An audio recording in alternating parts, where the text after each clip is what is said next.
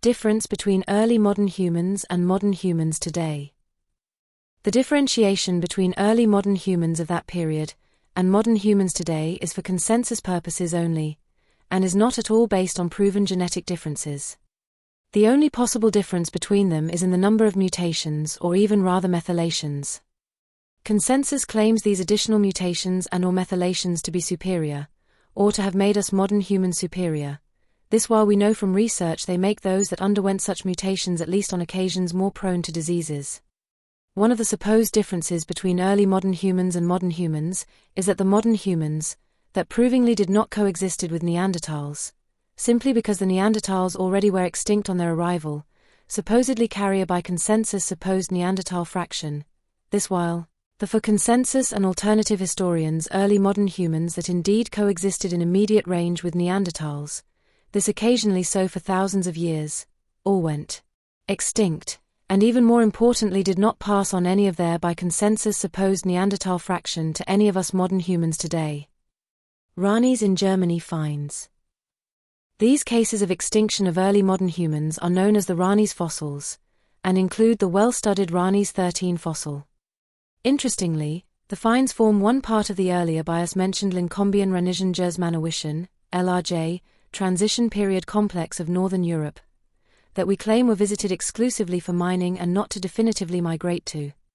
We also can safely assume that these places were too cold, and consequently too inhabitable to be the main subject of their polygonal buildings or works. Recent studies have shown that bifacial leaf points similar to those from Ranis and Jerzmanowicz blade points can be assigned to the final Middle Paleolithic. The stratigraphy of Ranis seems to reinforce the typo-technological arguments for a late, transition period assemblage, as it is probably the only LRJ site in Northern Europe where the final Middle Paleolithic is overlain by an early Upper Paleolithic assemblage. Bacho-Kiro in Bulgaria finds. According to consensus, one of the more important European initial Upper Paleolithic assemblages in Europe is that of Layer 11 at Bacho-Kiro, Bulgaria. This assemblage, which has been called Bacho-Kirian, contains elements of both the Middle and the Upper Paleolithic, though most place it in the latter. The technology is levoloi and retouched points are common, but there are also Upper Paleolithic types and the use of non-local raw materials represents a complete break from the Middle Paleolithic. While some have tried to link Layer 11 to the subsequent aurignation, this link is not at all clear, and Layer 11 is probably better compared to other levoloi transitional industries like Bokataktit, Layer 1 to 3, and the Bohunician. Further, according to consensus, it is of key importance to learn who made this industry and to determine its date. This is exactly what we of Origin for Existence are trying to achieve with this and other videos. According to us of Origin for Existence.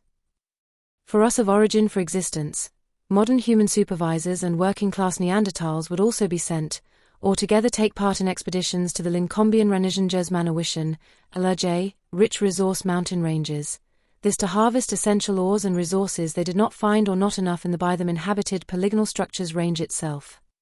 As said, and contrary to the polygonal structures range, in these exceptional ranges they would not prepare similar polygonal structures, nor Acropolis-like structures for their cultures, because these locations were too cold for these cultures, and or too isolated from the routes these humans needed to explore and control. Candidate modern humans did not pass on their DNA.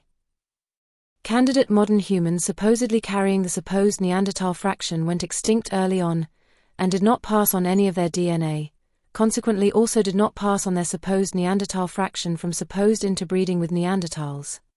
Consequently, these supposed modern humans and candidate proof of the Neanderthal fraction hypothesis do not at all confirm this Neanderthal interbreeding hypothesis, which is essential for consensus in general, and specifically for the out of Africa hypothesis.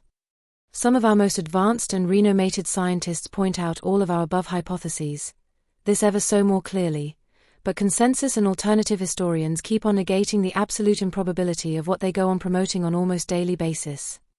This to the general public. Because of this long-term and ongoing misinformation we keep on missing the evidence of what the past teaches us, and what could make us humans thrive and also keep us healthy. Support from South America. Coming back to the polygonal structures range migrating humans. Most probably and if necessary they would get continuous support from their origin culture in South America. as well as the whole of their Atlantis-like culture. Consequently, no others except these Aurignacian culture people and their related classes would be in place and in power and control in this range. This so during the period here in focus between 47,000 to 41,000 years ago. The next step would be further expanding to the east of the Mediterranean and behind, of which evidence exists. Please comment with your doubts and remarks, as we pretend to complete or to remake this same video, for it to become more useful and or understandable for you and others. Also ask for more or better illustrations and or proofs, if this need would exist.